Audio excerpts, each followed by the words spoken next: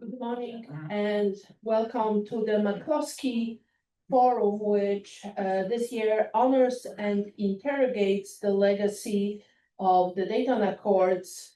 I am Halina Goldberg, the director of the Byrnes Institute, or as we also know it, REI. In 1980, the dream of bringing down totalitarianism was driving activists and supporters in the People's Republic of Poland, where I grew up. Young enthusiasts like myself hoped for a peaceful future when personal freedom, abolishment of censorship, and economic prosperity were possible.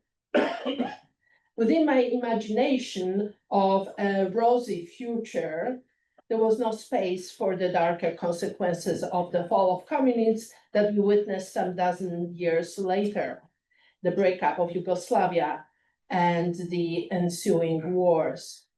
By the early 1990s, I was watching in horror the unfolding of a brutal and bloody conflict that took the lives of over 100,000 people, including countless civilians.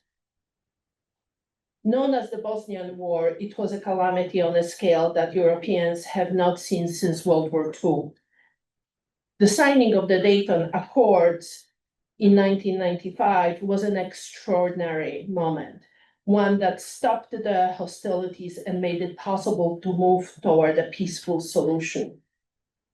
US involvement in the diplomatic process that led to the signing of the Dayton Accords was largely spurred through the efforts of the Bloomingtonian we are honoring today, Congressman Frank McCloskey. Francis Xavier McCloskey came to IU from Philadelphia to study political science, and he continued to a JD degree from the IU Law School. Shortly after graduating in 1971, McCloskey was elected mayor of Bloomington. He's most remembered for revitalizing the downtown areas and developing Bloomington transit. But his achievements are legion, and I am sure that friends and colleagues who worked with him then, several of whom are in the audience today, have many stories to tell. Next time you pass by the post office on 10th Street, you may note that the building bears Frank McCloskey's name. From 1983 to 1995, McCloskey represented Indiana's 8th district in the United States House of Representatives. Outside of Bloomington, he's perhaps most prominently remembered for his dogged effort to stop the violence that engulfed the Balkans during his time in Congress and establishing a lasting peace. Efforts that have been described in considerable detail by scholars and colleagues, including Samantha Power, who then was starting her career as war correspondent to Yugoslavia. After completing 6 terms in Congress, McCloskey devoted all of his energies to the cause of ending ethnic strife in the Balkans, making 6 trips to Bosnia and serving as Kosovo director of the National Democratic Institute.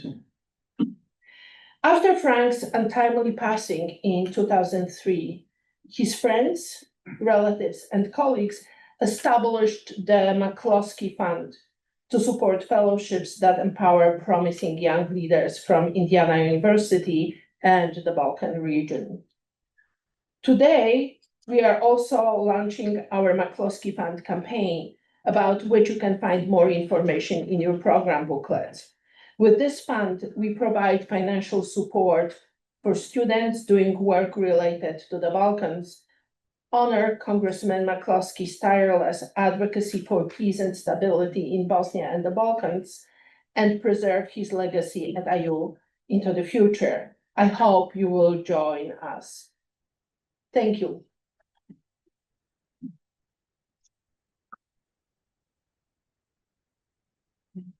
It is my pleasure to introduce the Dean of the Hamilton Luger School of Global International Studies, John Chorchari, who will also welcome us with a few words.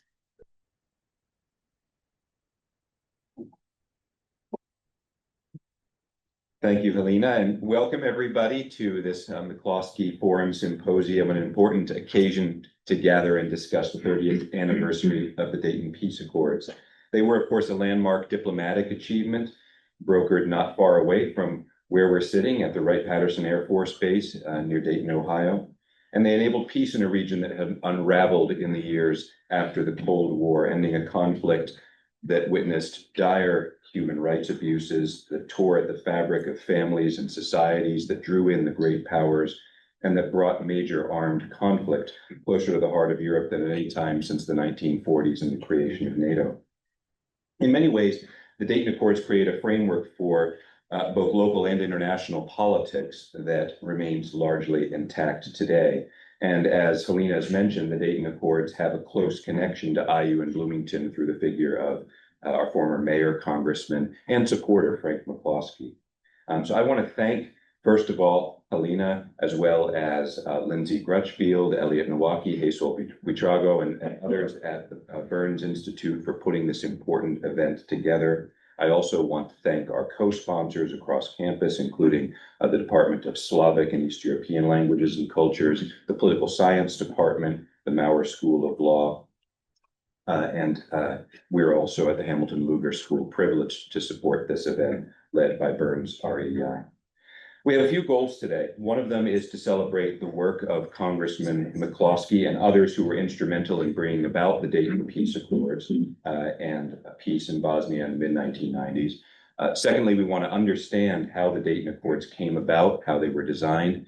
And third, and very importantly, we want to examine some of the compromises that were made to bring about a political settlement at that time and some of the challenges that that settlement has witnessed over time. The Dayton Accords were, of course, a signal achievement, a landmark, but not an end to contentious politics in the region. And we want to examine what problems have arisen since and what needs to be done now to promote a stable and inclusive peace in the Balkans going forward. And so to achieve those various aims, we've assembled a wonderful program today. I should say my colleagues at the Byrnes Institute have assembled a wonderful program, starting with the keynote address by Louis Sell, who played an important role in diplomacy leading to the Dayton Accords, and who will discuss their rationale, their design, and their effects. I should add, we're grateful very much to Yulia Pesic for having started us off with a pre-conference lecture last night on the memory of the body and some historical memory of that period of time. We'll then engage with conversation moderated by my colleague, David Bosco, our Executive Associate Dean at the Hamilton Luger School, who started his career in the Balkans as a journalist and political analyst in Bosnia and as Deputy Director of a joint UN-NATO project on refugee resettlement in Sarajevo. After the break and a bite to eat, we'll have an excellent roundtable discussion moderated by Tim Waters, our colleague from the Maurer School of Law, who also has a significant experience and expertise in the Balkan region, having worked at the International Criminal Tribunal for the former Yugoslavia and as a human rights officer in Bosnia for the Organization for Security Cooperation in Europe. And he'll engage a panel of experts, including Marko Prelic, Jasmin Mujanovic, Max Primorak, and Zoran Oklopčić, in a conversation to get varied perspectives on the Dayton Accords and on their continuing significance. We'll then decamp to the Lilly Library for a special exhibit in the afternoon. And so this will be, in toto, a great experience for us to reflect on this important accomplishment with its links to IU, and also very importantly, to discuss the present day relevance and constructive steps that we can take going forward. So with that, I'll thank you all for coming. I'll turn over to David to moderate our keynote session.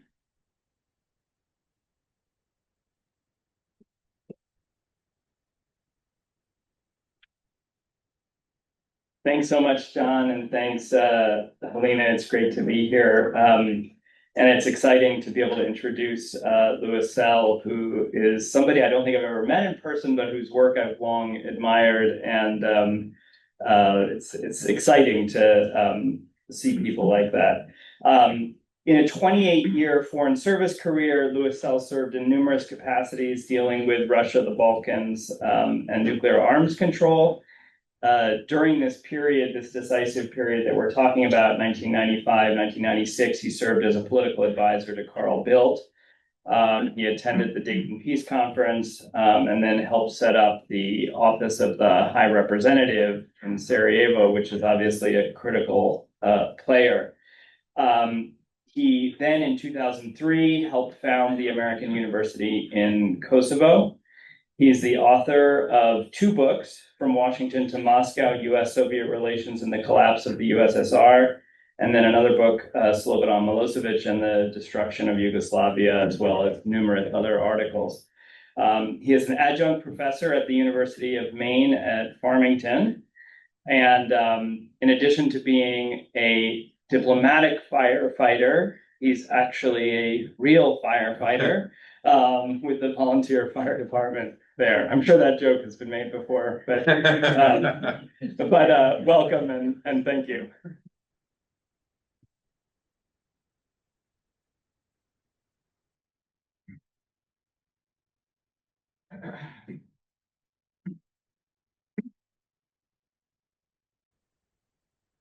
Well, David, thank you very much for the introduction. And it's not a joke, I really was a firefighter for 25 years.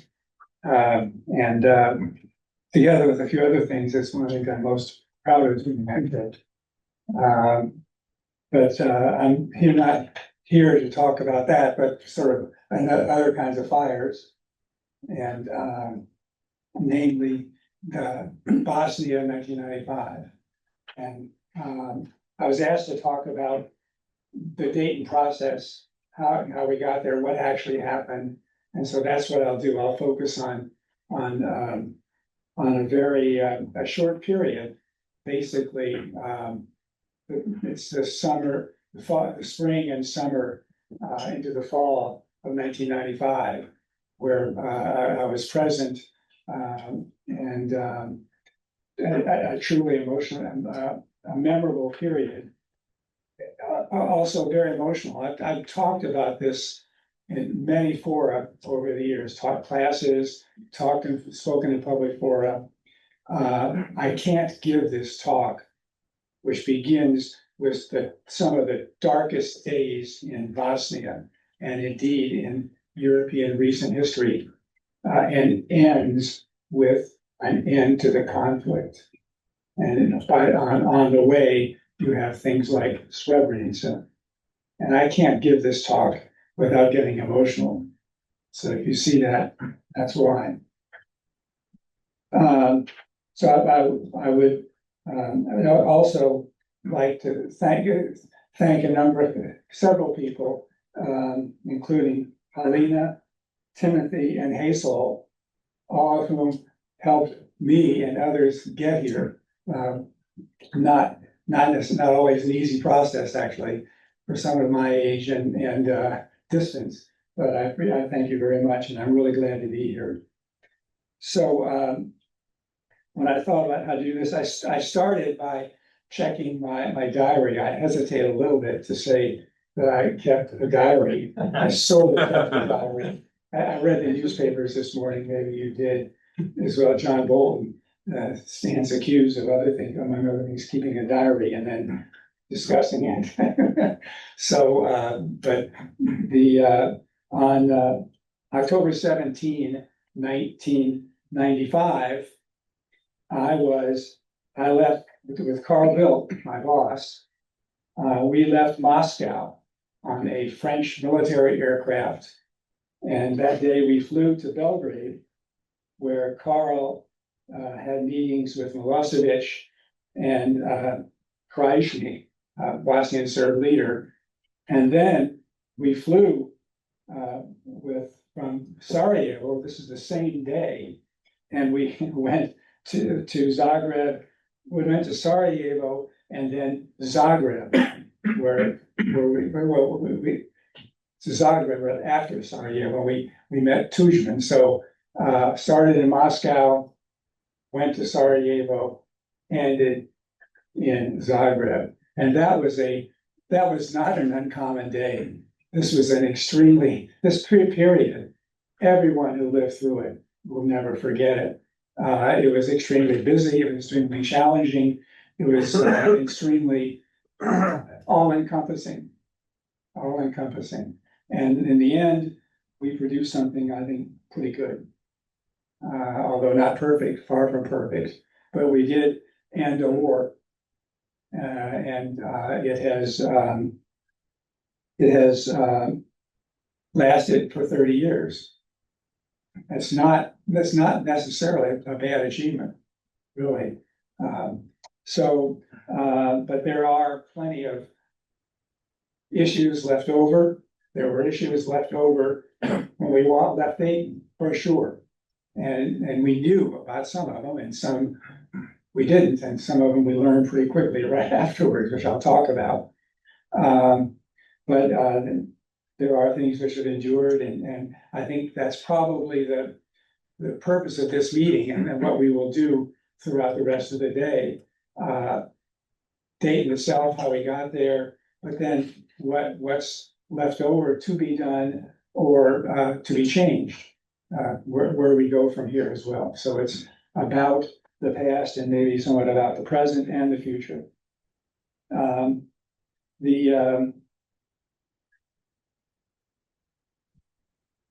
I guess I should say a bit about my role, a little bit confusing, even to me at times. I spent my Foreign Service career largely in Yugoslavia and in the Soviet Union, two countries which ceased to exist shortly after I left or shortly after I arrived.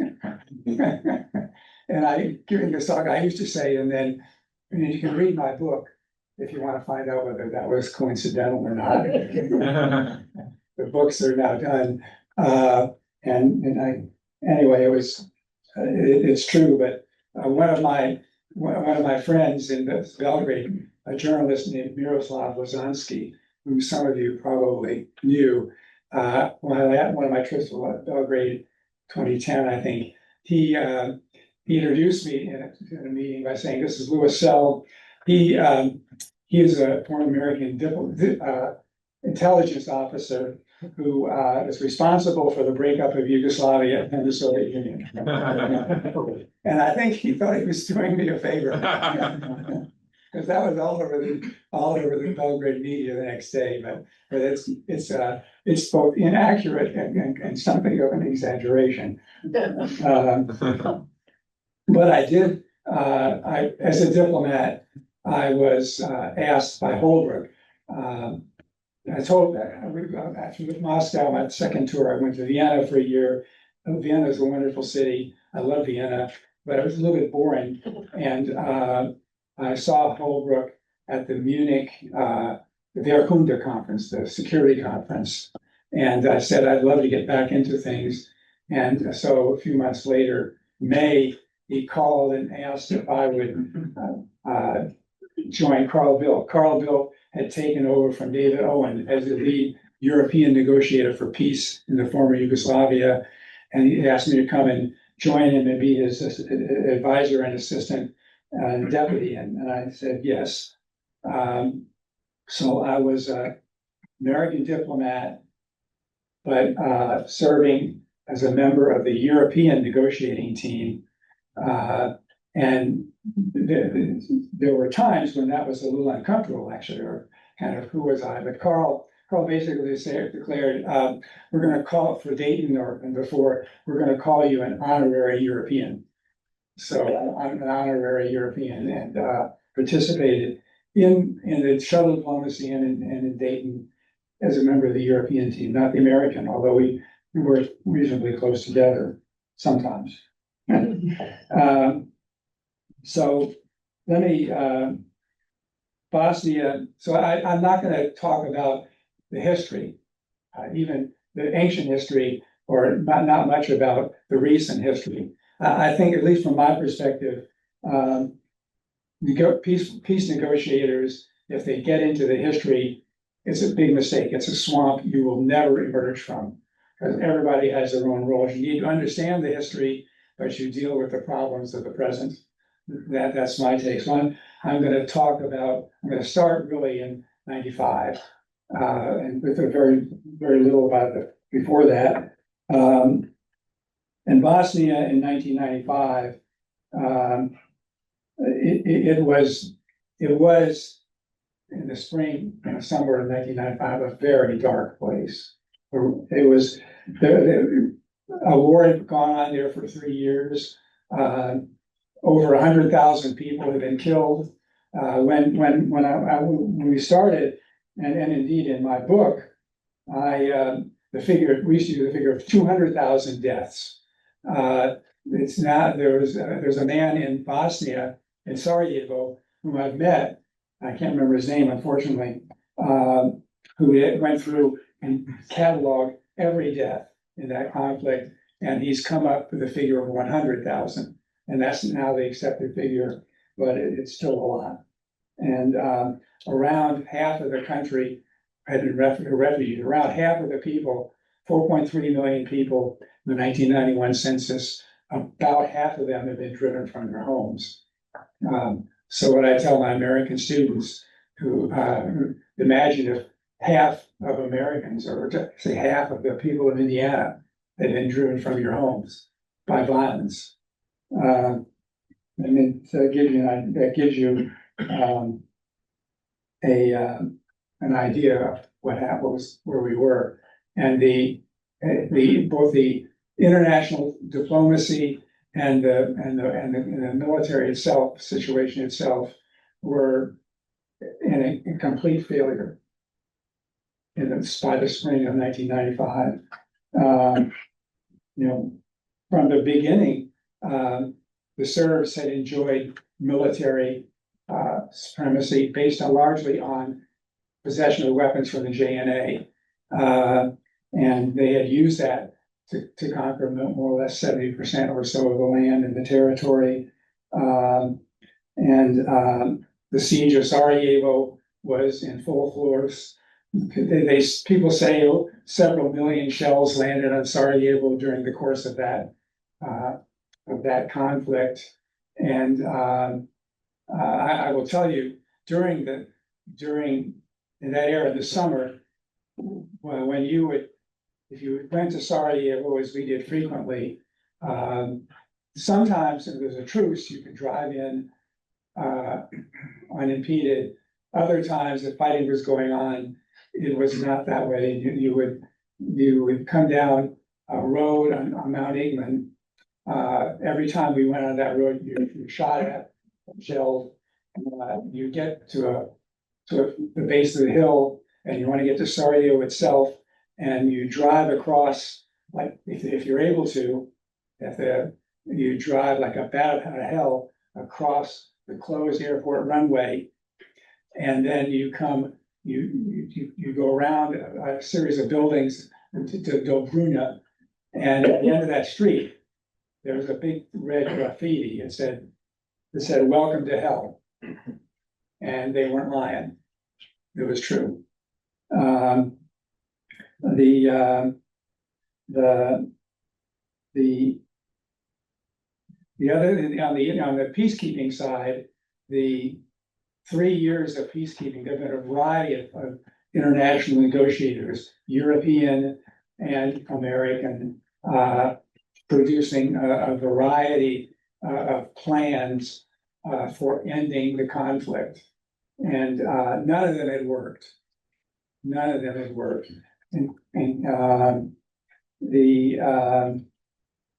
And there was an international peacekeeping mission in place, the UNFOR, a UN peacekeeping mission, and it was the most ambitious and largest peacekeeping mission the UN had ever launched up to that time.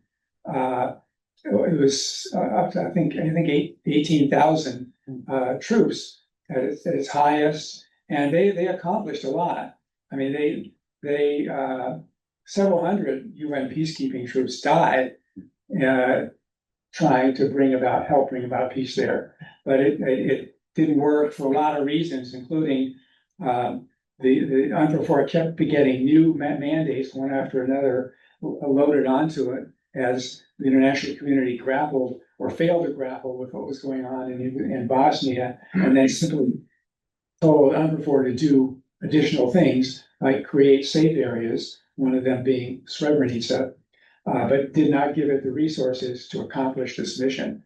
So in May,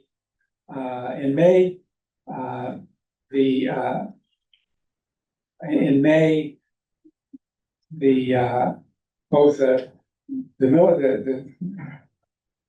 peacekeeping mission collapsed. That's not too much of an exaggeration. In connection with a surge in fighting around Sarajevo as Bosnian troops tried to break the siege and failed. Their attacks broken up by Serb armor and Serb artillery. And I talked to I'm going to wander too much. And part of that, some of you of a certain age might remember the UN peacekeeping. Some UN peacekeepers were taken hostage by Serbs, and some of them were sort of chained to Serb artillery pieces, and basically the Serbs said, "Okay, you want to bomb us? Here we are."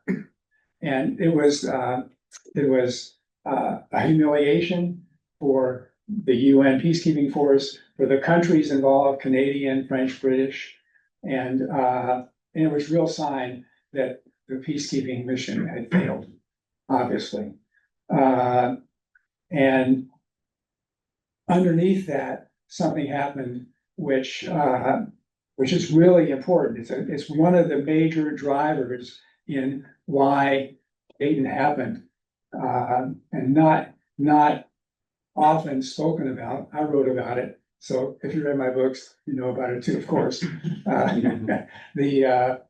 It's basically our allied partners, particularly the British and the French, came to the United States and said, if there's not peace in Bosnia by winter, we're pulling out.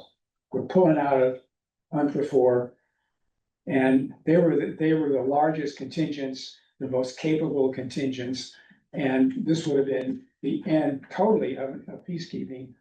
Also, it would have triggered a requirement when the U.S.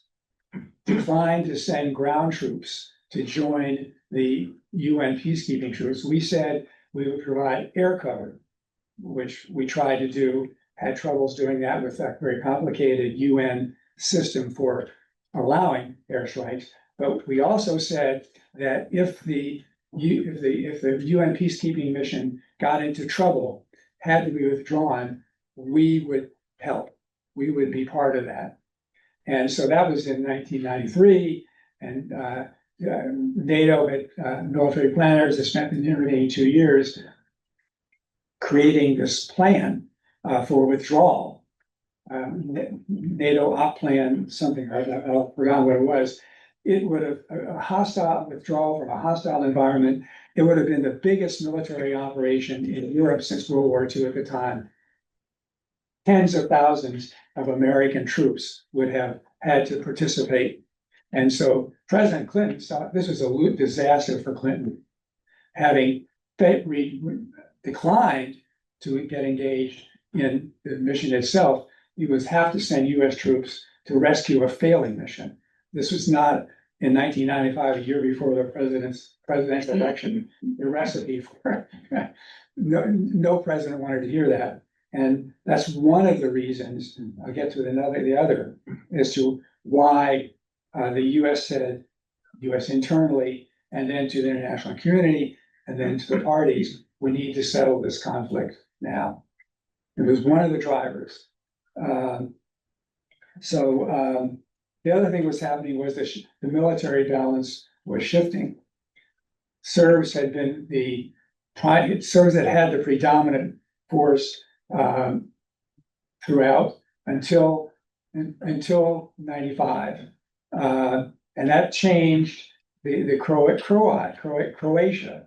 I will tend to sometimes mix Croatia proper, the country, and the Bosnian Croats. And hopefully it'll be clear, but anyway, the country of Croatia had used the interval since January 1, 1992, when there was a ceasefire in its country they created a small, by global standards, but large by Balkan standards, and a well-equipped and well-motivated army. And the Bosnians, who had really had no military at all when the war began in the spring of 92, some of the defense of Sarajevo was carried out by criminals. When no one else around has any guns, who has guns? Well, criminals have some sometimes. And anyway, the Bosnians had suffered from that throughout the war. And but by 95, both Croats and the Bosnians had been re-equipped weapons largely from Turkey and Iran against the UN resolutions. And the UN, or the US rather, we turned a blind eye basically to it. Aircraft were landing in Zagreb, and weapons were finding their way to the Croats. Of course, that was easier. The Bosnians never managed to get artillery or armor of any quantity, but they did create a large and motivated and an army which was well equipped with infantry weapons. And so the military balance was starting to shift, and so was the in favor of or against the Serbs and in favor of their opponents. That was another driving factor. I'll talk about that in a little bit more detail in a minute. The other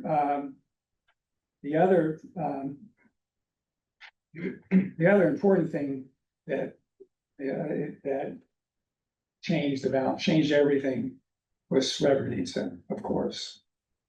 And in July, Srebrenica was a safe area. The UN had said refugees can come there and they'll be protected by UN forces. There are about 30,000 refugees or so, an understrength Dutch battalion defending them. The Serbs surrounded Srebrenica and threatened it, and they could have taken it for sure, even if the Dutch had resisted. And the Dutch battalion, under instructions from its government, surrendered basically, and said they didn't fight. And we all know what happened. I think most people probably do anyway. Somewhat more than 8,000 Bosnian men and boys were murdered. Some of them surely fighters, others not. Knowing what was going to happen, Bosnians, males at least, fled through the mountains and the woods. Those that the Serbs captured, they murdered. A number got away. The women and children, and maybe some males as well, the Serbs expelled with great kind of violence and atrocious conditions, but most of them were not actually killed. But it was the worst kind of humanitarian catastrophe in Europe again since World War II, and it really essentially what it brought home the utter failure of everything the international community had tried to do up to that point. And essentially what happened, it amounted to was the international community, both its publics, international publics who were seeing these pictures, and the international leaders saying enough is enough. We've got to solve this. And so it did change things and pretty dramatically and reasonably quickly. And you know, I'll one small anecdote. I think sort of that's my value added here, the anecdote of someone who was present. So if I wander off, that's why. You know, as I said, we were all moved, United States, Europe, the Balkans, and we were in, Carl and I were in Washington after Srebrenica. We went to the White House and we're having a meeting with, we were going to meet with Clinton, but that didn't happen. We met with Gore, Vice President Gore instead, and he came late. The Clinton administration was always late. Congress, I'm sure you probably know that. But he came late and he came in and he sat down and he obviously come for a meeting, kind of tired, and he said, you know, we've got to do something about this. And he said, you know, Gore had two daughters. They were then teenagers. And he described his two daughters coming to him after seeing, there was a picture of a woman in Srebrenica who had hung herself. And after the caption, after being raped by the Serbs. That's what the caption said at the time. And the daughters, like millions of other people, had seen this, and they went to Vice President Gore and said, "Dad, you know, you're the Vice President of the United States. Can't you do something about this?" And he said, "It was really hard for me to answer that question to my daughters. Why hadn't we?" And so, so I use that to illustrate that we watch, you know, we watch the news on television. We read about it. We read about leaders doing things, some good, some bad, and we tend to think they're larger than life figures, and some of them are, but they're also human beings. You know, they can be moved by human feelings. So there was the international community, usually kind of a ponderous institution, doesn't always move quickly, but in this era it moves pretty quickly. There was an international meeting in July 21 in Britain, in London. Everybody and every institution, international institution, military, civilian, whatever, who had some even remote interest in Bosnia and Yugoslavia, met around the table to discuss what to do. And Carl was there, and you know, like most of the work and many of these things goes on in the corridor, right?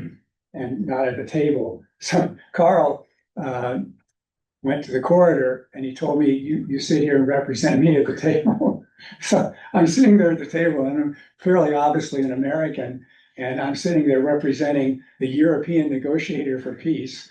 And I think it kind of confused a lot of people, confused me a little bit sometimes, but that meeting issued a statement in all its majesty on behalf of all of the countries, organizations which issued it. Basically said to the Serbs, if you attack, it said any other safe area, we will use military to stop you.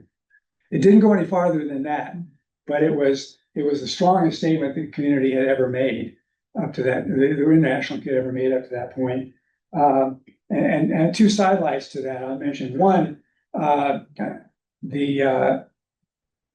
international, the team doing, not the team, but the international group right behind this, the contact group, included Russia. And so Russia was a part of this process, not a major player, but they weren't obstructing either. And that was good, and that's one reason why it worked. But if you look back on the history of how we got from there to where we are with Russia now, there were some alarming signs even then. And at the end of this conference, it's going to issue a statement, the statement I just described. And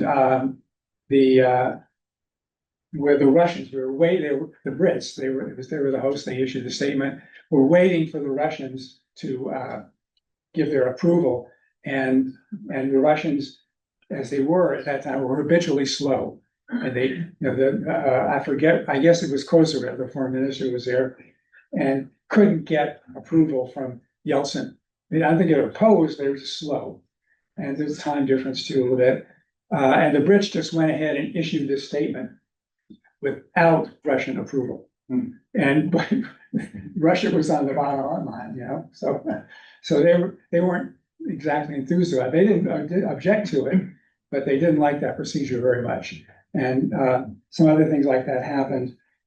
Colbert promised to get gas to Sarajevo after peace, and the Russian deputy foreign minister Ivanov, who was there representing the Contact Group, said, that's Russian gas you're talking about, and we don't necessarily approve, but you might have asked us before you made the promise.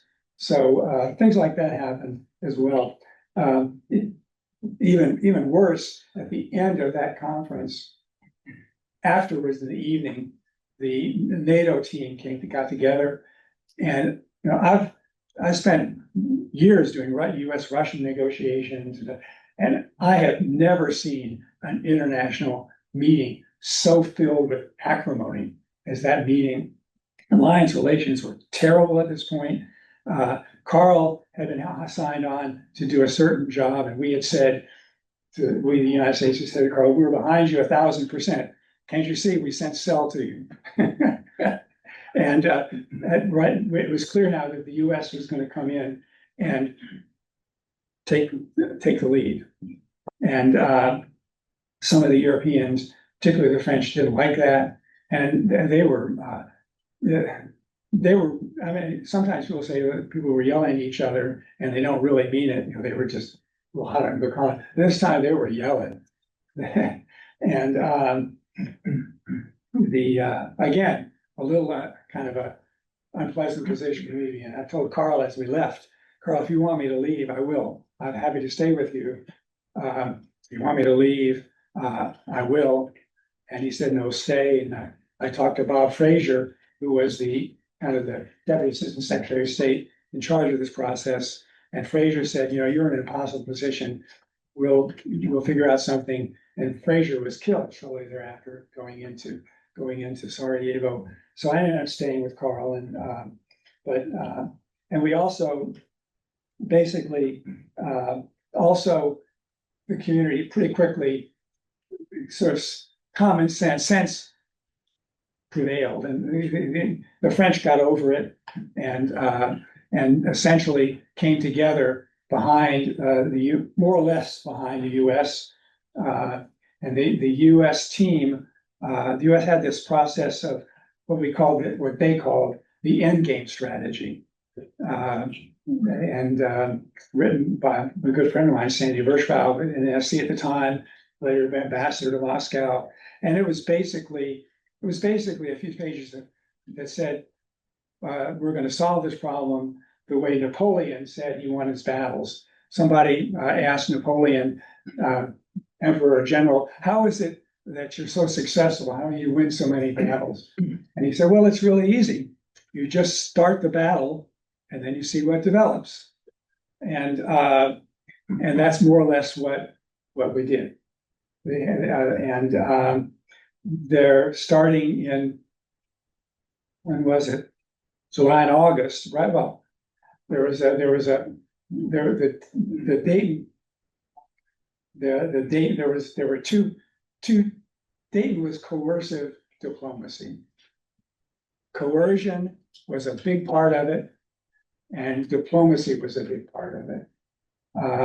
So I'm kind of bouncing around a little bit, but I'm going to start with coercion.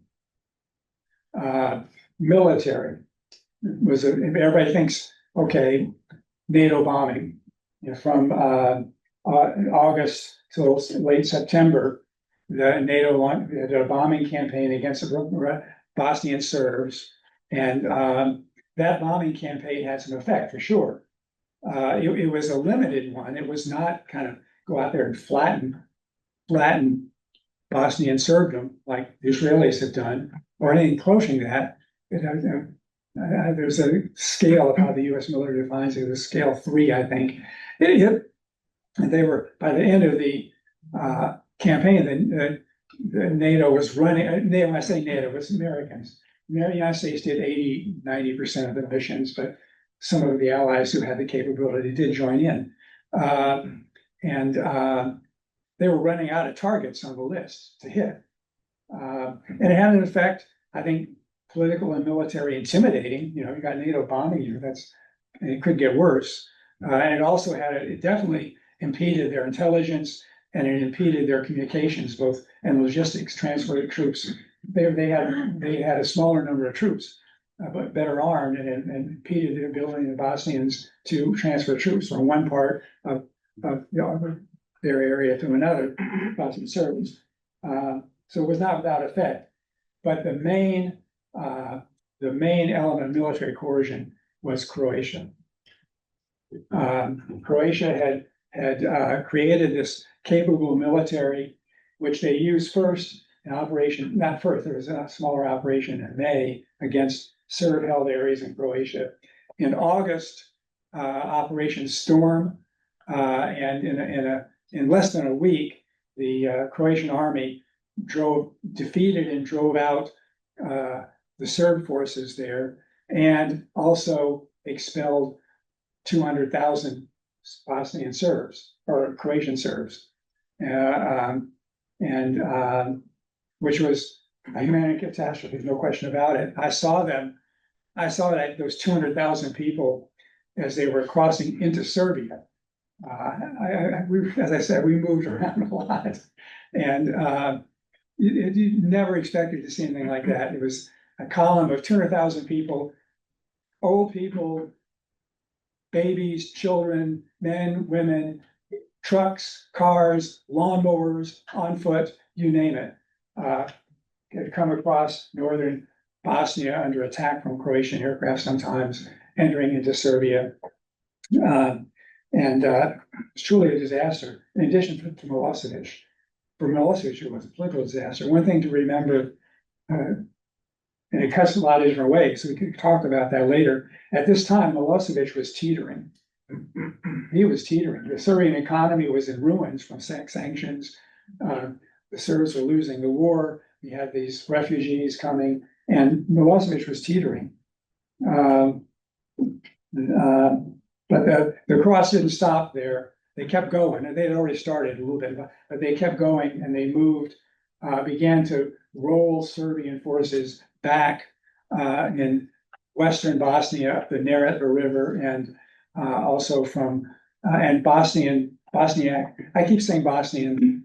I don't think the politically correct term is Bosniak, and if I don't say it, that's what I mean. Okay.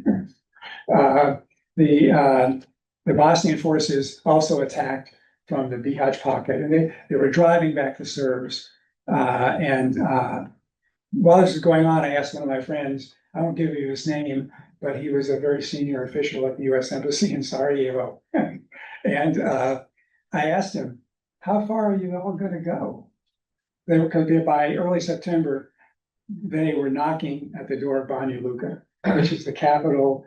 And he said, we are going all the way to the Drina. Now we're gonna drive the Serbs totally out of Bosnia. And they might have been able to, I don't know. But they might well have met, most was teetering, they might have met the Yugoslav army coming across finally. I don't know. But they didn't. They stopped. The reason they stopped is that Richard Holbrooke, he was the leader of the U.S. negotiating team, maybe most of you know, and he was a controversial character. But I think one of the most outstanding American diplomats of his generation. I think he had some failures, and I think in some ways it is a shame he didn't achieve his ambition of becoming Secretary of State. But Holbrooke threatened Tudjman, Tudjman, the leader of Croatia, if you continue, you must stop. We wanted you. We encouraged them to attack, but we said we didn't want them to. We didn't want to resolve total victory. If you continue to move toward Banja Luka, we will bomb you. And that was common knowledge in this little group of few score, maybe a bit long, people circulating around, that he had done this. And Tujman did stop. Tujman generals apparently wanted him to continue, but Tujman occasionally demonstrated common sense and stopped. And it looks like now, reading the history, that Holbrook did this on his own authority. It's really incredible. And there was a great biography of him, Our Man by George Packard, and seems to make the case that that's what he did, which is pretty gutsy for an American diplomat. That's the gutsy. I'm not sure what the right word is, but to say without authority that we will bomb another country. But it worked. So, but you can't argue. Why did we say that? And I usually when I'm teaching a class, I say, well, let's talk about it. So if you want to talk about it, you ask me a question, I'll tell you what I think anyway. So there was military force, and the other sort of coercion was sanctions. Sanctions are a form of coercion, and the whole Serbia was subject to UN sanctions and US sanctions, pretty severe, and the whole world, more or less the whole world, has signed on to it. And like any sanctions, they were not totally. There were leaks, a lot of leaks, but the Serbian economy was really in ruins at the time, and most of us was desperate to get them lifted. That's coercion. The Dayton process, it was coercive, and there was the negotiators had the ability to threaten coercion against the parties, and none of the other negotiators had really had that. And that's really one reason why all these capable people, I mean, Lord Owen, former British Foreign Secretary, a very capable man, and many and others, Lord Carrington, another British Foreign Secretary. One reason why they failed, they had only persuasion, come up with a deal which looks so good to everybody that everybody will sign on. And they did have the sanctions, I suppose, but the coercion was really important. This wouldn't have worked without the coercive element. But then there was diplomacy, and there was two stages to the diplomatic process. One was shuttle diplomacy before Dayton, and they basically shuttle among the three warring capitals, Belgrade, Sarajevo, Zagreb, and just as important, really, because this was around shuttle diplomacy among the contact group capitals, London, Paris, Bonn, Moscow, and even we went through the Italians. Everybody wanted to be visited, at least. Some of them wanted more. The French wanted the final conference to be in Paris. So I'm talking about the Dayton Agreement, and we all talk about the Dayton Agreement. It was actually just initial. It was signed in Paris, and if you're French, it's the Paris Agreement. But so there was back and forth around, and it was exciting. Believe me, it was really exciting and dangerous at times. And as I said, three American in the road going into Sarajevo, 3 American diplomats died. We were when we were there was an American team, and they did the heavy lifting, but the Europeans were important. And sometimes you had to remind the parties that. I remember when once we landed in Sarajevo, Carl, Holbrook had just left, Carl arrived, that was sort of not uncommon, and I know, Holbrook was still there. And it was gonna be a joint meeting, and the Bosnians just swarmed over Holbrook, and Carl was standing there, and I went to, he said Begovich's aide, very capable Bosnian diplomat, again, whose name I have forgotten, young man. And I said, I just grabbed him physically and said, you cannot afford to ignore this man. The US is taking the lead in this process, but if this succeeds, Europe is going to be your major partner. And this is Europe standing right here. So you shouldn't ignore him. And he understood that. And so a few of the Bosnians filtered over back to Carl. That process eventually led to September 8th. There was an agreement signed in Geneva after complicated negotiations, about 3 pages, and it was not really an agreement, but a statement of principles about the principles that should guide the final peace. And in that document, basically, is the heart of the Dayton Agreement. And most of those principles were drawn from, it's in diplomacy, if you can help it, it's better not to invent something, right? Go with something that's already out there, people are familiar with it, you can do that. And most of those principles had been discussed, in some cases agreed, but the genius of this process and this agreement is stated, it's the first time that all 3 parties actually agreed to those things simultaneously and stuck to it. Another anecdote that gets to how difficult this was and some of the consequences. So Carl got shown this, I think, the day before, right? We were involved and working on it, but the final text Carl saw the day before. And we read it, and I said, Carl, I think this is pretty good. And Carl agreed, and we I think maybe he made one suggestion because they were still in phone contact, but okay, so it's good. So the next day, the international community, the contact group, was shown the agreement. The first time they'd ever seen it, and they were going to sign off on it, and went around. They saw it like as they sat down to the meeting. They saw the text, and the German representative, Michael Steiner, who was a very capable diplomat and very energetic, he stood up and said, "This is great, but I think and I forget exactly what was. Couldn't this paragraph be changed a little bit to say that?" And Holbrook stood up and said, "This piece of paper was painfully negotiated among all 3 parties, like 3 weeks. People died trying to do it, and we went on the phone as it were that morning, actually quelling kind of last minute qualms or differences. If you change anything in this piece of paper, it will collapse." And Michael sat back down.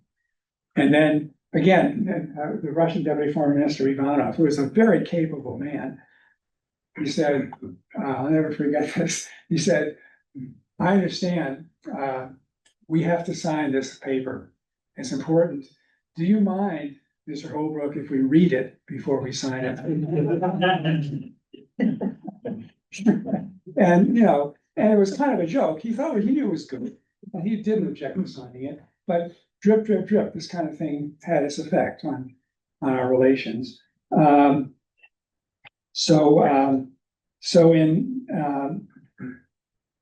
Would you tell me when I should stop? So So we can talk. Okay, all right. So Dayton was this shuttle diplomacy in person, in one side. And the bachelor, and basically, we took over the bachelor officer quarters, and Wright Patterson Air Force Base had no idea patrol officers went, but they were gone. And, there was a US team on one floor, European team on the top, and then each of the Bosnians, the Croats, the Serbs. And I guess there were Russians there, but I'm not sure, honestly. They didn't play much of a role in Dayton per se. And negotiation, there were working groups, issue by issue, shuttle diplomacy, first among US and the Europeans, then the three parties, and eventually you got a treaty, or not a treaty, an agreement with an umbrella agreement, 11 annexes, and what the parties really cared about was the map, the military, the Constitution, and the refugees. And the Constitution, I was deeply involved in this with Carl, as Carl was, and basically there, you had a kind of a shift in the negotiating. You had the Serbs and the Croats kind of allied in the what we call the loosest possible roof. They agreed to one country, but the loosest possible roof, and the Bosnians wanted the strongest possible central government, and the Constitution we got is what the traffic would bear. It's imperfect, for sure. And I know that if you'd asked anyone there who has said it will be unchanged in 30 years, we would have said, no, that's impossible. We would also said, no, that's a failure. This is supposed to be a framework, no agreement, a framework that the people of Bosnia could then take and make into something theirs and better, maybe. The refugees, also refugees. Bosnians wanted refugees will return. What they got was, this is a paraphrase, but refugees have the right to return. Quite different. And so it's imperfect. I wanted to talk about, but I will talk about, if you ask me, or maybe separately later if I can, two the immediate failures of Dayton. One was the so-called Serb Sarajevo. Carl sent me back after Dayton, right at the end, to Sarajevo. I found, those of you who know Sarajevo, the initial office of the High Representative, I found that and signed the deal, got the deal to have it. And then also it was immediately apparent that something we had neglected or really didn't recognize in Dayton. The map required the Serbs pushed the boundaries of the Federation intended to be beyond artillery range. What I think they really got was beyond artillery observation range. But anyway, beyond where they were, and were beyond where the Serb lines were during the war. And in that area, there were over 100,000 Serbs living. And immediately they objected. And there was a long process, long and very involved. I spent 3 months basically dealing with that. And I can tell you more about it if you're interested at some point, maybe even at lunch, but we failed. We failed. Virtually all of those Serbs fled. So 100,000 of the Serbs fled. It was in some ways the worst ethnic cleansing, worst single instance of ethnic cleansing in Bosnia. And it set the stage for Bosnia now, which is essentially still divided. I think, anyway. And finally, the other thing that I think when this happened, Karadzic was still in charge.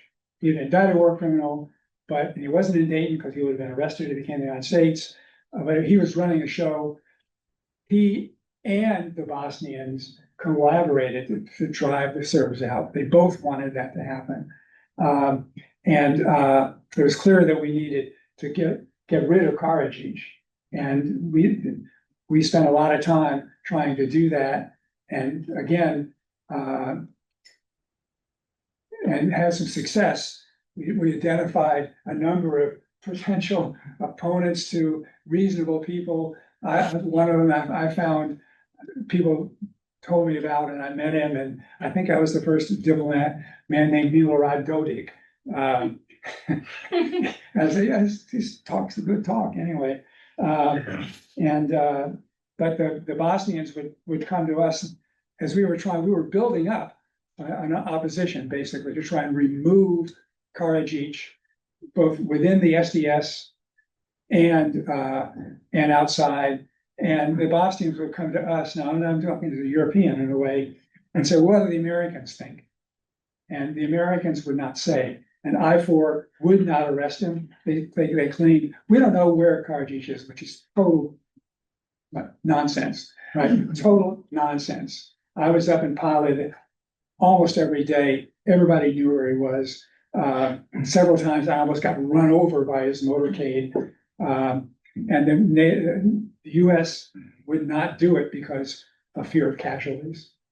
One. And second, okay, legitimate, if we arrest him, it might cause turmoil in Boston, in the RS, and maybe our efforts at peace will come undone. That was a serious argument. That we don't know where he is was a lie, basically. All right, so I will, I guess I will stop, right? Time, okay? And we'll have plenty of time to continue this conversation. Yeah. Thank you so much.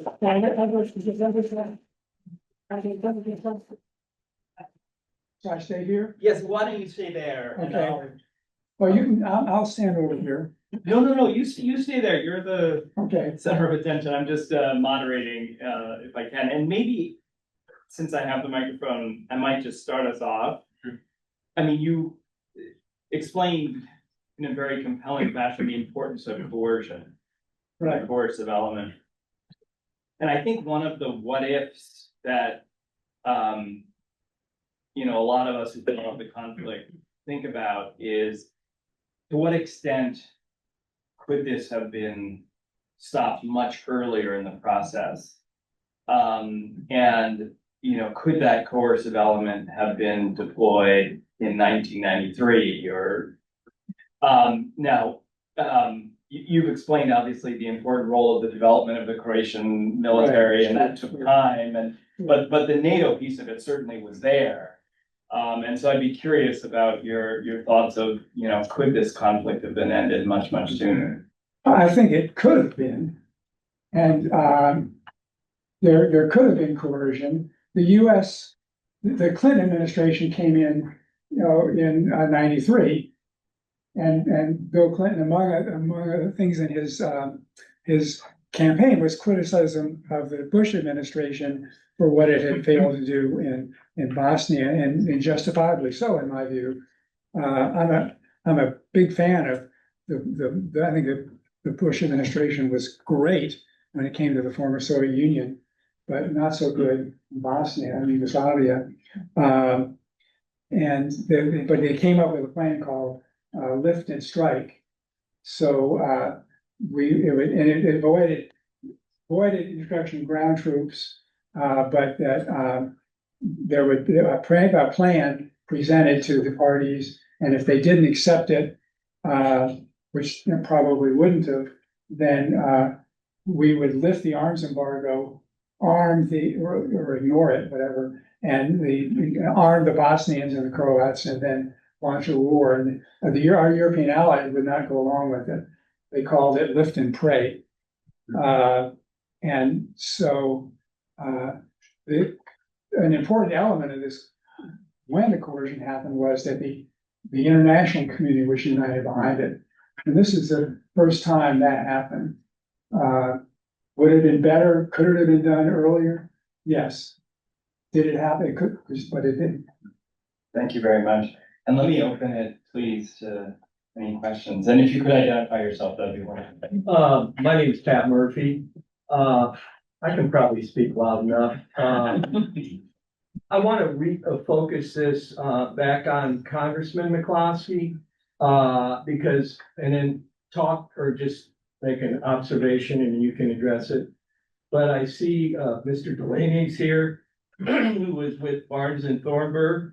And I believe Congressman McCloskey at Dayton was part of the legal team that was representing the government of Bosnia, if I'm not wrong on that. And I wonder if you have any nuances or anecdotes about the role that the American legal team played in representing the government of Bosnia in Dayton, because I think Congressman McCloskey, was defeated in '94 and then became a public citizen in '95, working with the firm that represented, if I'm not mistaken, and the government of Bosnia. Yeah, Well, I'm Ed Delaney. I was okay. Frank McCloskey's law partner, and thank you for mentioning Frank at this obvious moment. No, we went to Dayton, Frank McCloskey and I, because he had no clients. How's that? He didn't have. Frank McCloskey and I had no clients. I had clients, he didn't. I hired him. So I said, who do you know? He's got his Rolodex, half the names and an itch. I said, well, who are these people? And he told them. And they were meeting in Dayton. And so I said, well, call these people. I didn't know Bosniak from a Serb from Croat. I was call these people, and because they're just down this road from us, we'll go over there and talk about whether we can get some business. There's peace. Now, this is really true. So we went over there. We met with the representative from the EU, a German fellow, the Bosnian ambassador, Sven Alkali, the US ambassador to Bosnia, and so on. And we had dinner. They took him off the official part of the base and moved him over to some restaurant where we met with him. And we were kind enough to tell them that they made peace, we'd come over and make some money and help them with their problems. That's what happened. But it went from there because we were hired. We went to Bosnia on the very day after peace, the very day the Serbs were fleeing the town. It's one of the most horrible things I saw. Fleeing Sarajevo. I never saw such a thing. We got there and we got hired to handle an arbitration under the Accords about the city of Birch Grove, which was important. Okay. And you alluded to Milorad and Dodik. I'll never forget the vision. We're doing well in negotiations, or it's actually an arbitration, we're doing well. And they get kind of beat up on what they had done during the first year of the process. And in walks Milorad Dodik as the new face of the Serbs. And I turned to McCloskey and said, that $5,000 top coat is going to cost us a year. And Dodik wore a top coat and looked like a Westerner, was a big guy, looked like a basketball player. And he was there to say that all mistakes and sins that had occurred had been done by other people. And he would clean everything up, which of course was a big lie. I would, and I'll end now by saying, we must mention Robert's Owen. Did he write the Constitution? Roberts Owen was the lawyer Right, for state. the team. Yeah. And Jim O'Brien also. And a lot of people were writing constitutions then. Right. Carl asked me to write a constitution, which I did. That's a great story. And He must have had some role. sorry? Owen must have had. Oh, yeah, some sure. He was an important member role. of the team. It is often said that Jim O'Brien wrote the Constitution, but Roberts Owen, if that's true, Roberts Owen had a big role in it. And that in the process of so the U.S. would come up with they came up with a draft. We're in Dayton now, and we've gotten to the Constitution, which is like halfway through or something like that. And we met, the Europeans and the US sat down and agreed on a draft. And we had a significant role. Carl had a lawyer, not just me, and I was the politician, and she was a Norwegian lawyer. She was there, very capable constitutional lawyer, and then behind that were our NATO allies. There was a European delegation. If one of you want to hear about that European delegation and the U.S. role, ask me a question. But so we worked a draft, and then it's presented to the parties. Sequentially or together, I'm not sure, and in the working group, and then to the leaders, and eventually agreed. So that's the process, that's the official process. On the Bosnian negotiating team, during Dayton, there were I remember going to one of the meetings with the Bosnians on the Constitution, and there were more Americans on the Bosnian team than there were Bosnians, one of whom was Richard Pearl. That's what happened very closely to me. We were not for the government of the country. We represented the Federation, which was the coalition of the Bosniak Muslims and the Catholic Croats. So that's who we represented in the arbitration. I don't remember ever meeting Congressman McCloskey in that role. But that was, I'm talking about in Dayton, in the bachelor officers' quarters, and with the text on the table. So that that's how it worked. I don't know if there were, I think we've sort of answered your question. Yeah, thank you. Okay. Yes, please. Hi, my name is Emma Moore. I'm a first year master's student and I'm a first year master's student at Byrnes Institute here. You talked a little bit about kind of the Serb exodus from Sarajevo in 1996, how that was a real catastrophe, even though the war was technically over by that point. And that the two political parties of Bosnia were really encouraging the Serbs to leave. Could you talk a little bit about maybe the relationship between IFOR and the OHR at that point, kind of how they were working together in Sarajevo as the Serbs were moving? That's a truly important question and goes beyond just Sarajevo.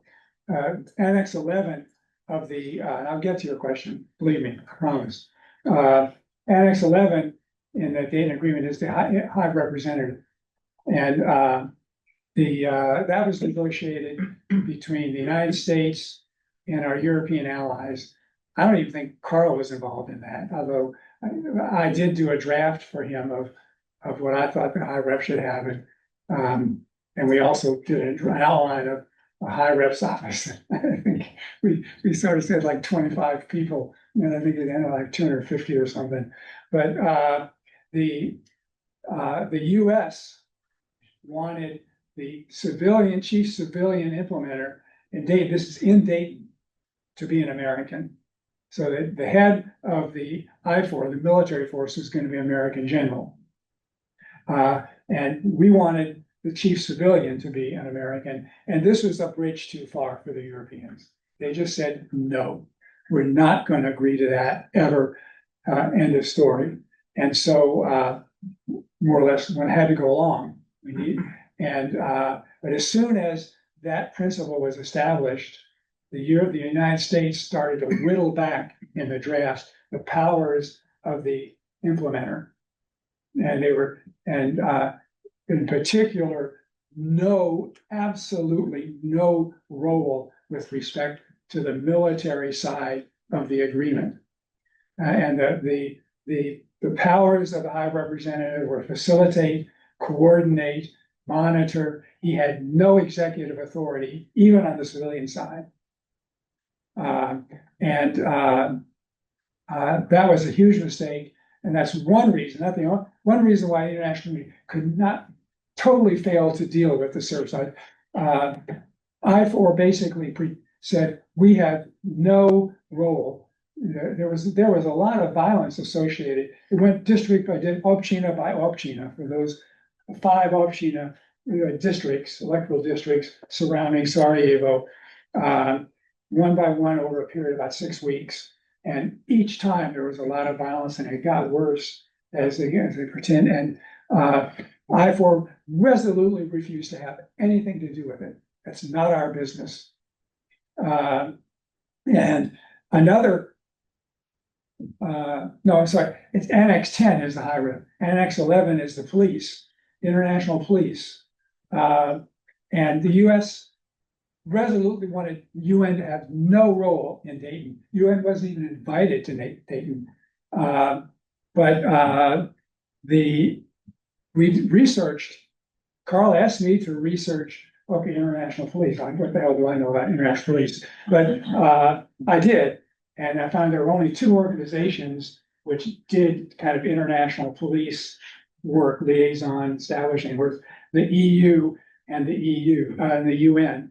And really only the UN did it, had experience, and so we had to invite the UN, and they were the International Police Task Force that was run by the UN, and a lot of really capable cops, really good, various nationalities, including Russian.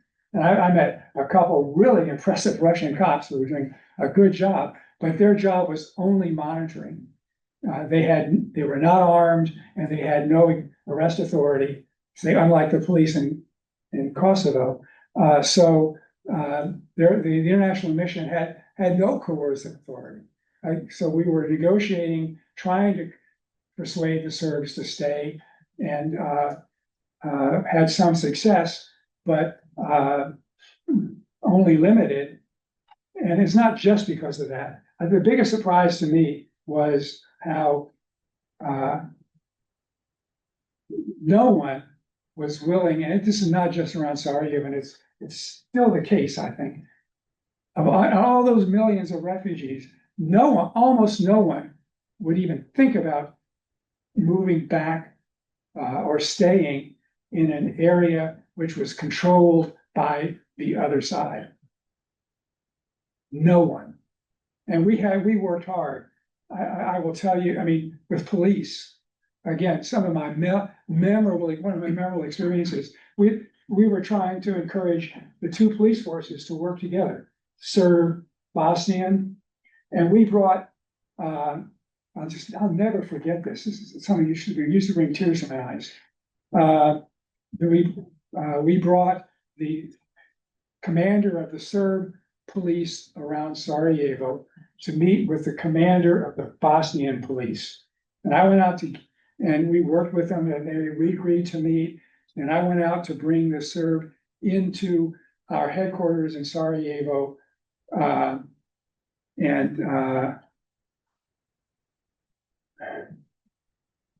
It was, we brought him in, and he was talking about this as we got there. And he said, like, oh, they both fought in the war, of course, as soldiers on the opposite side.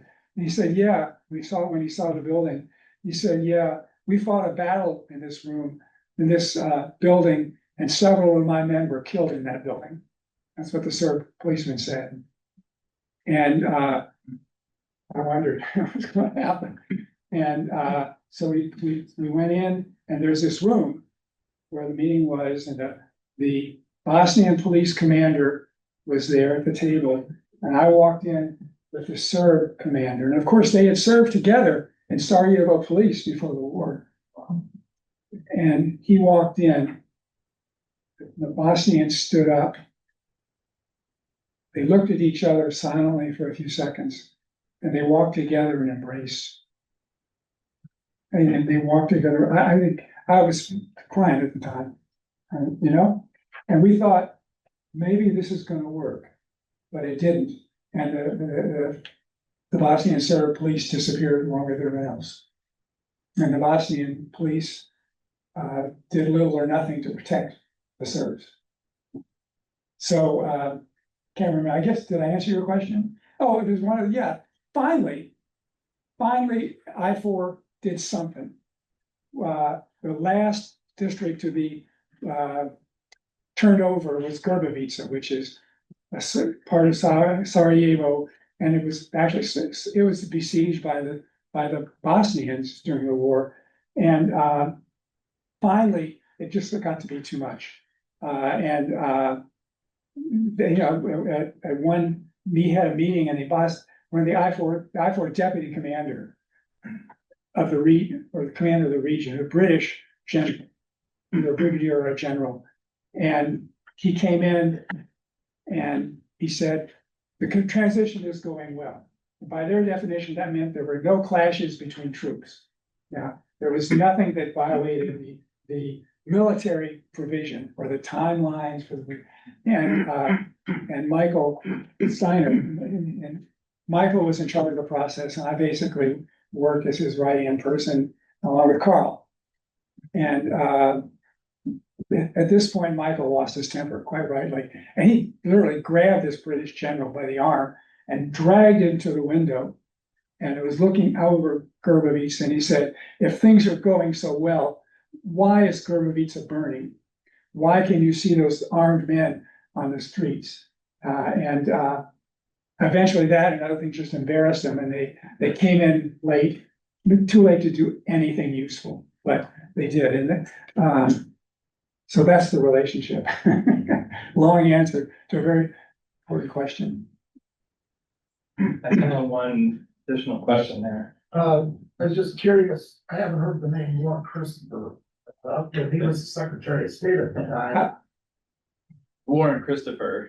Warren Christopher was Secretary of State at the time. Yes. He said namesake Symposium. They wrote an opinion for the New York Times that Warren Christopher should resign.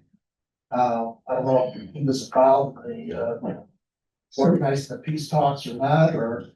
I think one reason this process succeeded so well is that capitals essentially let the negotiators do their thing. And surely Holbrooke was reporting daily, more frequently, hourly sometimes, to Washington. And Christopher came once to Dayton. I don't think he did anything useful, really, honestly. I mean, he was Secretary of State, so he's in charge, and he deservedly can take credit at that level. But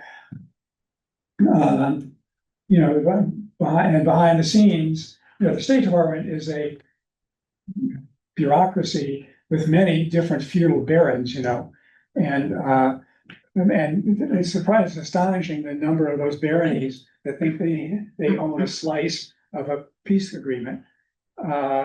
And so surely, the leadership of the State Department played a very important role in all of that kind of stuff.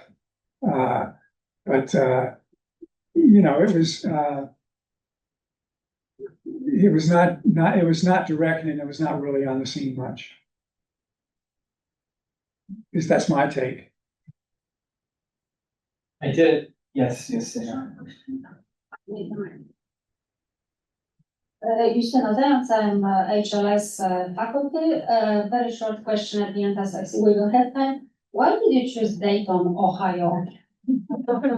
Yeah, Geneva can be understandable, I'm in Paris, but why Dayton, Ohio? That's a very good question. At one point, they actually considered Sweden. So Holbrooke came to Carl and said, can we set up a conference in Sweden? And I'm sure that was vetoed in Washington. Dayton was chosen, it was basically negotiating in a bubble, right? It's the Wright-Patterson Air Force Base. So we're on the Wright-Patterson Air Force Base, surrounded by barbed wire and checkpoints. So getting in and out is not easy. The parties, the leaders agreed to stay there, not to leave. Number one, not to talk to the press. No press could get in. People's phones, they still had telephones, but and they couldn't come in. And by and large, they respected that. There was the leader states that Tujman left. Tujman had only wanted basically even before Dayton, so he left after a while. And I'll tell you what Tujman said to him. When Carl and I first saw it, the first meeting we had with Tujman in Dayton, he said, why are you bothering with this negotiation? Just come and tell the parties what they have to do and make them do it, and they'll do it. That was his take on negotiations. But he said that because he already had what he wanted on the ground mostly. Dayton, and it was convenient. It was an hour. You could fly to Dayton for a day trip and go back to Washington. You had a controlled environment.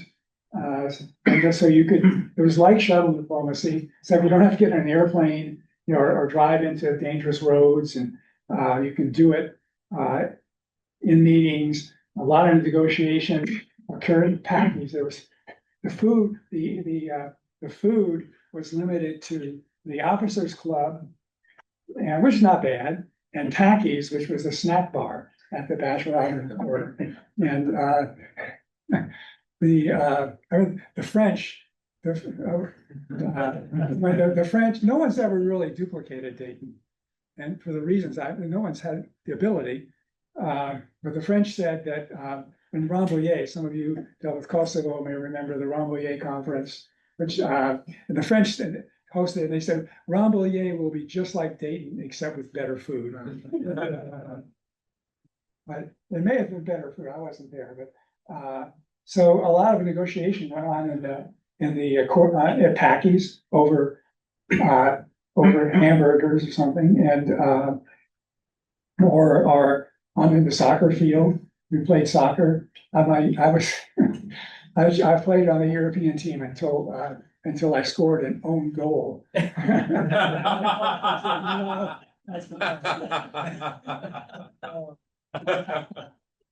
And you know, in the gym, or I mean, Milosevic was in his element there. Milosevic was a star in some ways. He had a table. I think he had a table reserved in the officers' club. And he would go there and hold 4 different courts. You know, he was not indicted. He was not indicted this time, and I think I told this some. He was good English, and he had a sense of humor. One of the meetings with the European team, he did a wicked funny imitation of the various European negotiators that he had run across over the years of the Bosnian conflict, complete with accents and everything. So that was why Dayton, basically, and there was a time limit, you know. It was Thanksgiving. It never ever articulated. Everybody kind of understood, you know, the shuttle diplomacy gotta work by Thanksgiving. And if it doesn't work, we'll leave, and the war will resume, and we will arm the Bosnians. We do have time for a couple more questions if there are others out there. I have one that I wanted to ask because I wanted to ask about the role of Tony Blair in his election, obviously post-Dayton, but on the issue of war criminals. And the arrest of war criminals, because that was a big issue, was I-4 going to arrest war criminals or not? And my recollection is that Blair's election and Robin Cook's succession as foreign secretary led to a real change in terms of what I-4 was going to do with war criminals. And I don't know if you were still heavily engaged in that point, but maybe you can give us a little bit of a sense of what the debate was like about whether I-4 should have any role in pursuing war There was criminals. no debate whatsoever. It was just I-4 had no role. Yeah. I mean, they never nowhere says that, but I-4 was not going to assume any role. They understood. Yes, it would say, you know, Karadzic travels around the RS, you know, if he hits one of your checkpoints, you're obligated to arrest him.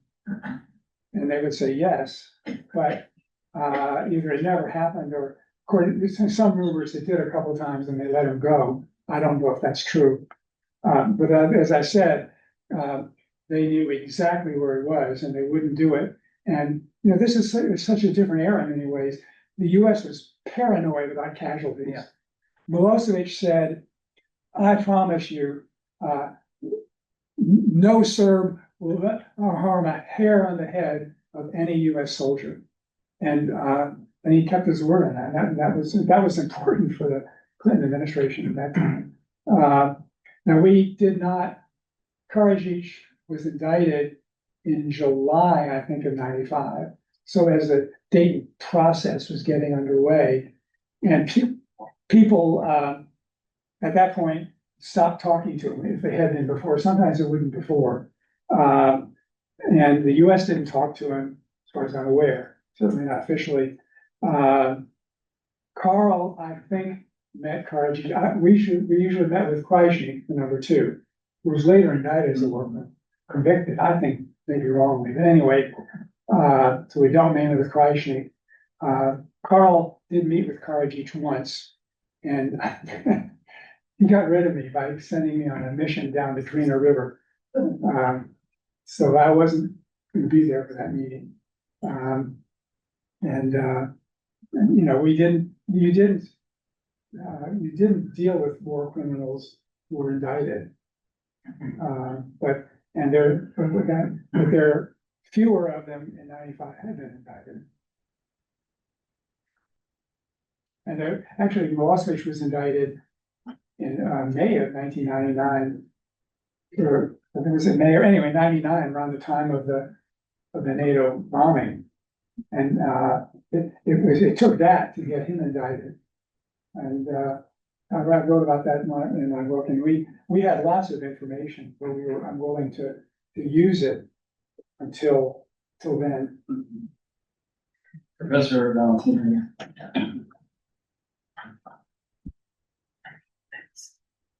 Hi, Russell Valentino from the Software Department here at IU. I had the opportunity to hear Milosevic give one of his speeches in 1988 in Serbia, where he was talking about Kosovo at the time, and he said, where there is one Serb, there is Serbia. Of course, that could be used in a lot of different places, and eventually was. And then in '93, I was a Fulbrighter in Zagreb with one of your roundtable presenters from a little bit later. I'm looking forward to seeing you. And one of the things that became so clear to me in these various visits was how extremely complicated the situation on the ground was, and how people from outside usually didn't understand how complicated it was.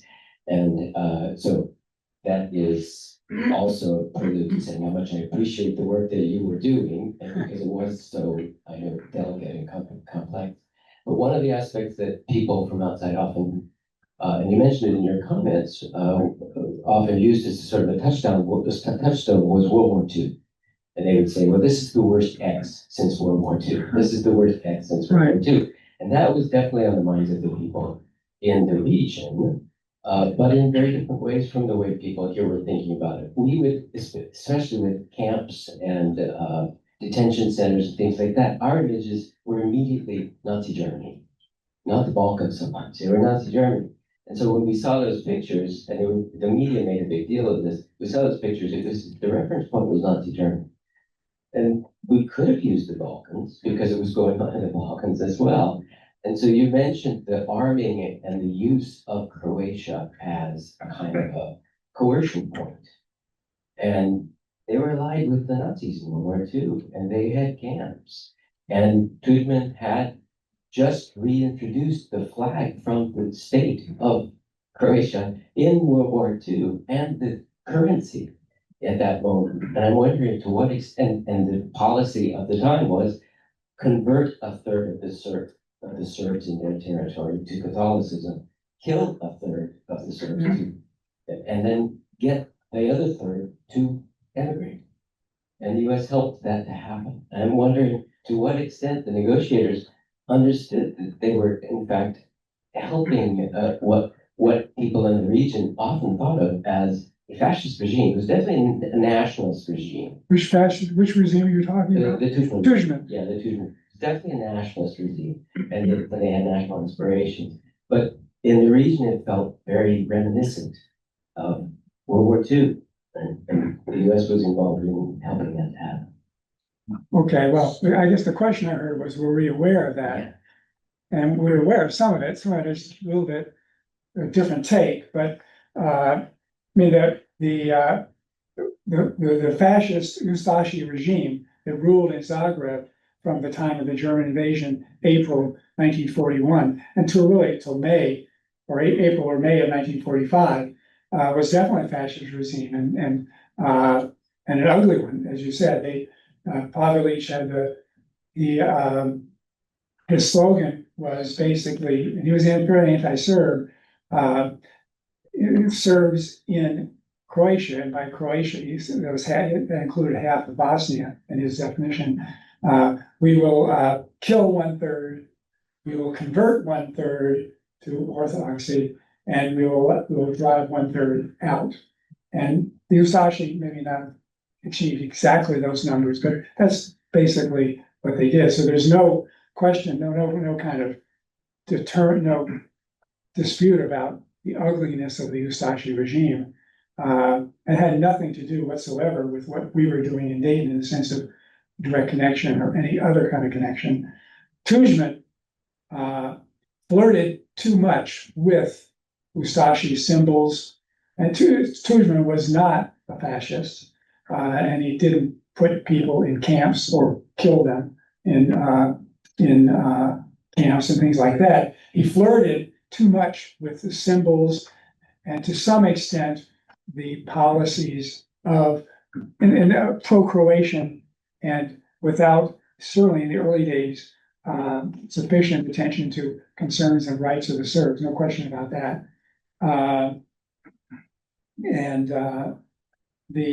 In terms of arming the Croats, I mean, arming the Croatia was an act of self-defense.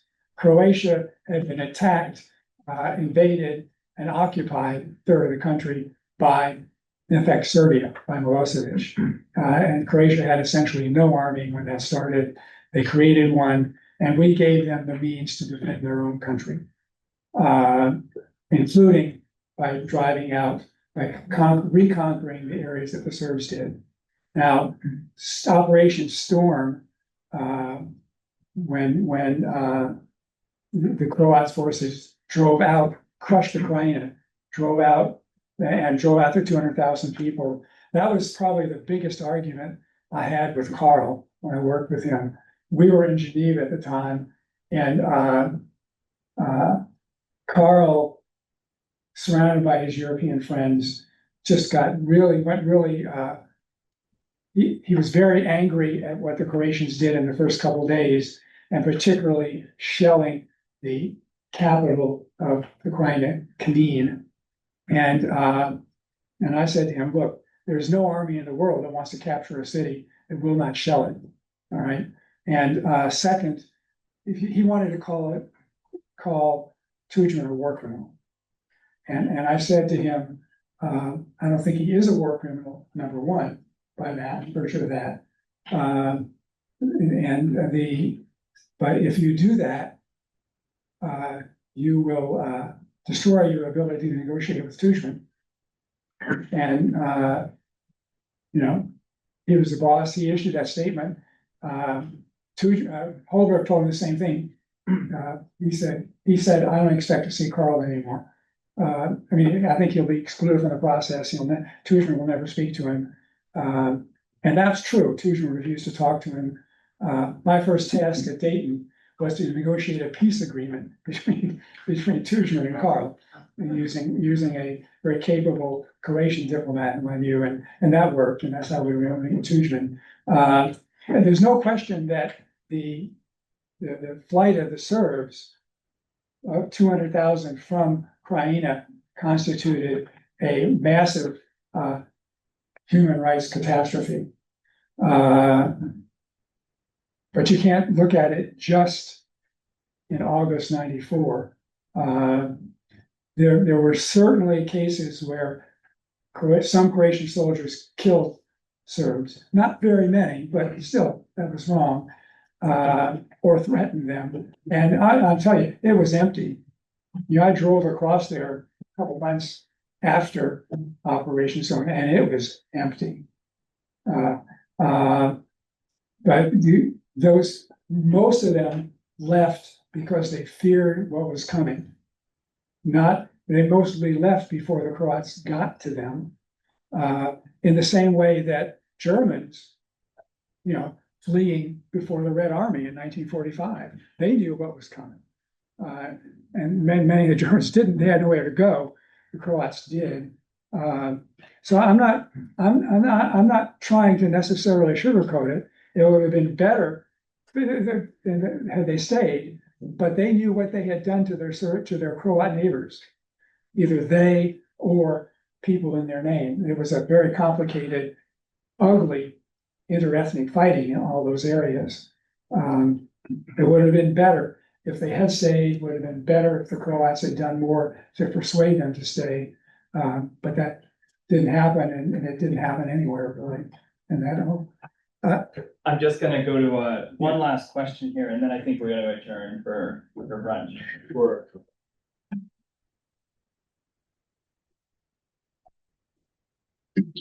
Thank you very much, Jasmine Mijatovic. I'm sort of interested about the timeline here and some of the things that you were saying. And thank you very much for your talk, obviously.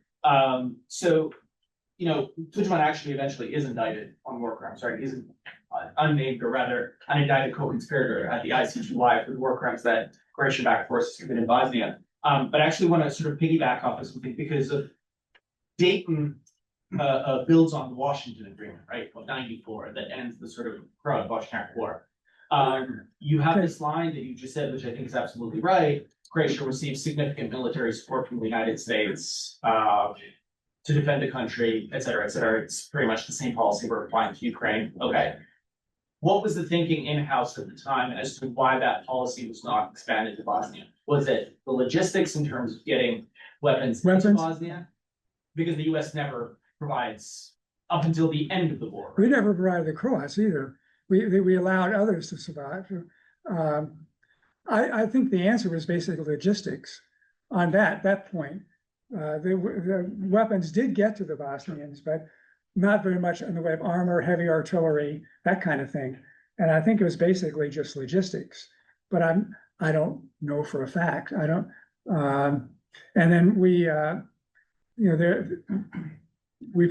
allowed the Turks and the Iranians and God knows maybe others, I don't know, to provide weapons to the Croatians.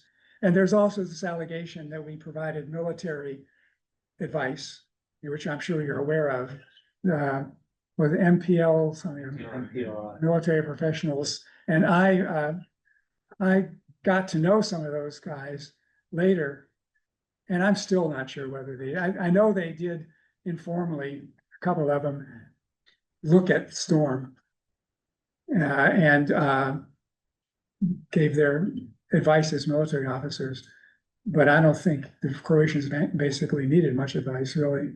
So, so I don't know, was there some, in terms of Tudjman being, was he indicted by name as a co-conspirator? Or? Yes, he was. Okay. Anyway, that was well after this process. And,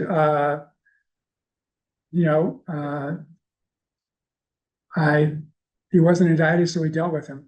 He was a legally constituted representative of the state of Croatia. He was not always easy to deal with. And I know Americans, diplomats who thought he was nuts. But sometimes you just have to deal with what you got. Second, and last. I'm sorry, I just have a quick one. So my name is Mirza Mustafic. You stated that had the negotiators at Dayton known that the Constitution would be unchanged for 30 years, they would have considered it a failure. What do you believe that presently the ideal constitutional and political framework for Bosnia should be? Just a small question. I'll see if I can find the draft I wrote for Carl. No, well, when I said we would have thought, I mean, the real truth is no one would have expected that. If you'd asked, no one asked us that, and we weren't really thinking about 30 years. It was, now it's 30 years, and we were definitely seeing that as we recognize the imperfections. I mean, obviously, we recognize it as a loose central government. And I mean, Carl was he actually called, there was this, was it the European Court of Human Rights, I guess, who said that, called attention to the provision which only a Serb, Croat, or Bosniak can be president. And Carl, we saw that, Carl called attention to that and said, this is in practice, I don't think any might not happen. Another one was not elected, but we called attention to that, and, you know, we would ideally, there should have been a so much stronger central government, for sure. But in the way, the balance of power on the ground, and really the process that the international community and the United States was pursuing was, we were not going to dictate on that. We were not going to risk one or the other walking away if we said no, you know, so as I said, it was what the traffic would bear.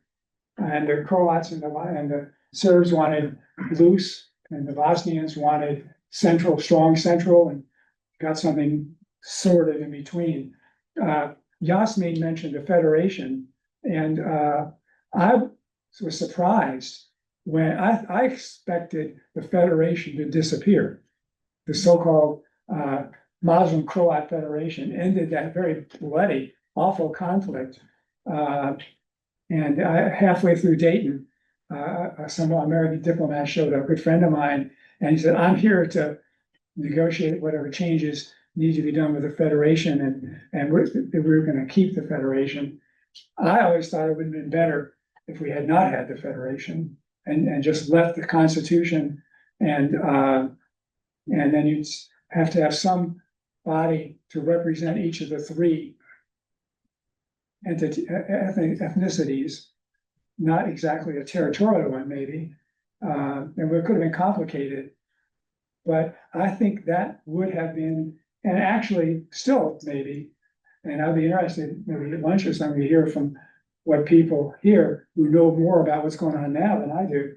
That would have allowed kind of the natural momentum of Bosnian politics, Serb, Croat, Muslim, Serb, Croat, Bosniak now, to play out in a more democratic and maybe a more efficacious way. But and also Bosnia would have had a lot less government. The government structure of Bosnia is just so complicated now. I'm not really answering your question, but that's the best I can do. Well, I hope you'll join me in thanking Louis